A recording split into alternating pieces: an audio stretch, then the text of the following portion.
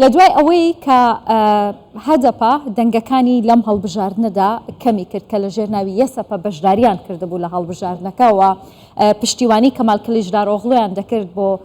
سەرۆکایەتی کۆماروی تورکیا. لە دوای ئەوە بینیمان کە سەلاحەدین دەمیرتاش کاری سیاسی خۆی هەڵپەسارد و بە هەموو شێوەیەک وە گوتارێکیدا. ئێمە دەمانەوێت لەسەرم بابەتە گفتوگۆی زیاتر بکەین. بەڕێز بایرام ئەیاس سیاسەتمەدار لە کۆڵنەوە لەگەڵمان دەبێت. کاک بایرامم کاتت باش، زۆر سپاس کە میوانی کوردستان 24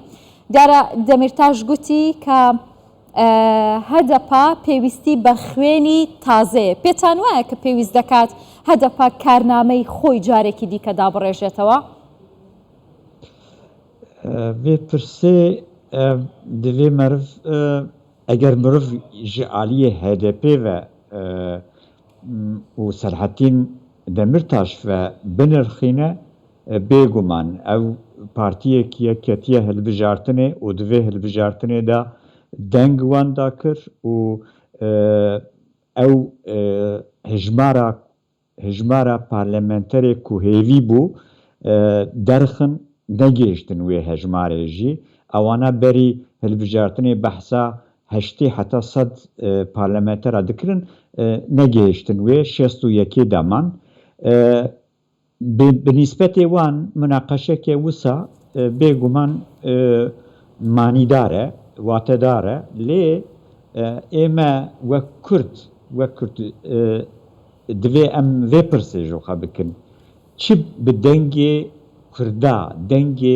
dengdarên Kurda, hilbijêrên Kurda hat. Ev pirs girîng e. Kurd, siyasetvanê Kurda, ronakbîrên Kurda, rewşenbîrên Kurda hewceye encamên vê hilbijartinê ji vê astê ve ji vê lênerînê ve perspektîfê ve li ser qise bikin, binirxînin, analîz bikin. Divê meعنê de ez dibêjim divê hilbijartinê de mixabin nêzîkî 4-5 milyon dengên Kurda hatin pûçkirin. Demirtaş û hêja Serhetîn Demirtaş û hemî siyasetmedarên din eger dixwazin vê mijarê münaqeşe bikin, binirxînin, bila vê pirsê pêşî ji xwe bikin. Me çima dengê Kurda pûç kir. Me nehêşt bû Kurd bibin aliyekî sêyemîn û divê pêvejoya hilbijartinê de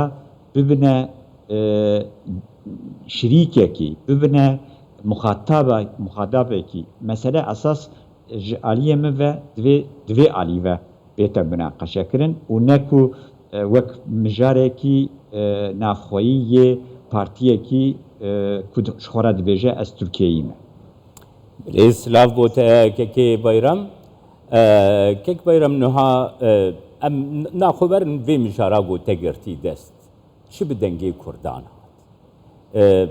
HDP xwe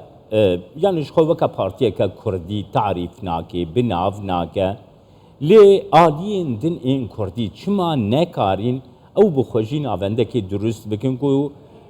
Kurd ji dervê HDP, ji dervê partiyeka ku bi nemaya wê Kurd e lê bi xwe partiyekî Tirkiyeyî binav dike, Kurd bêhna wekî navendekî ku deng bidinê de dibînin. Lê partiyên neteweyî, partiyên Kurdistanî ew nikarin navendekê durust bikin. Gelo hûn jî vê rewşê dinirxînin. Belê, bi rastî divê hemû Kurd vê pirsê ji xwe bikin. Yani divê hilbijartinê de, hilbijartin bûyerekî siyasî girîng e. Di welatekî de desthilata siyasî, rêvebirî tê guhertin ya jî ew derfet derdikeve ku dengdar li ser siyasetê û rêvebiriyê bandorekî nîşan bikin, bi dengê xwe, bi aşîtiyane. Kurda divê hilbijartinê de mixabin pêşî divê meriv bibêje tevayiya Kurd. Yani evê لدورا هدفش جیابون غین هدفشی دوی هلبجارتنی دا سرکفتنه کی بدست نخستن ترسوی دوی برواجی دوی مروف قبول بکه کو به پروفیلی که کرد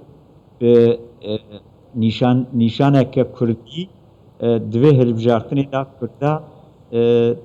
قط تأثیری که باندورک نشانه دا و اگر وکرنه بیتا کرن خورخنه کرن بیتا کرن دوی همی کرد دوی روشه بدن سر ماسه و پارا خواه دوی روشه دا یار بدو عالیه کی من ناوی ویلی دانیم کتی او هیزا مزن یکو دنگداره کرد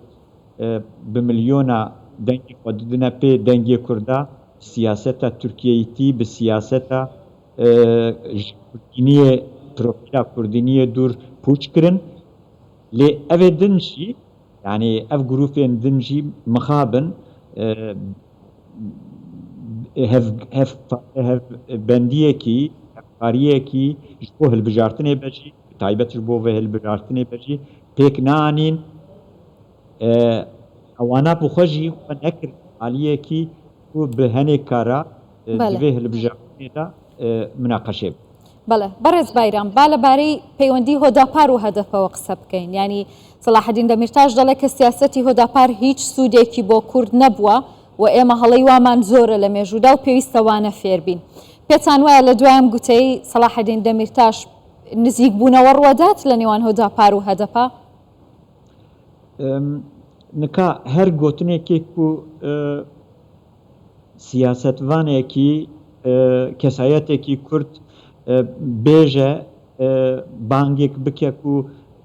کوردێن خودی نێرینێن جودا نێزیکی هەفتوو ببن شەڕێ هەفتوو نەکن دیالۆگێک نابین ئەواندا هەبێ باشە کی دکە بلا بکە ئەم پێشی بنێوێ یەکی خەتکن بیا من ئەف گوتنانە گوتنێن دەرەنگمایی نە سیاسەتێدا ئەوێک هەیە تێگەیەک هەیە دبێژە گوتنا وەختەی خۆدا نهات گوتن و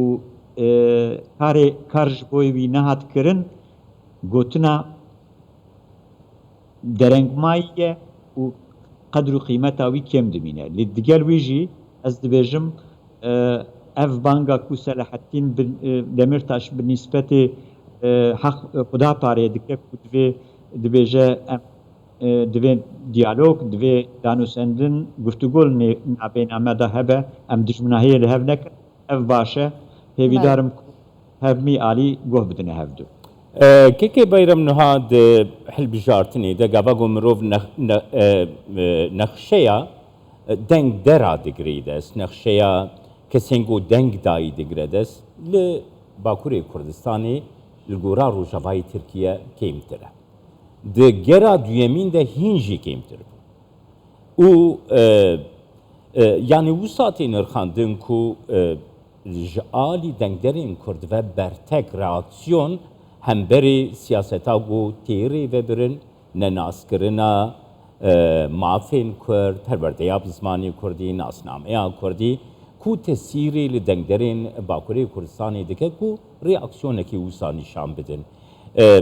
hûn di baweriyekî wisa dene ku bi xebateke Kurdistanî baş diqada legal sivîl demokratîk de mirov dikare vê potansiyelê organize bike belê eşaretên vê yekê hene carekî milletê Kurd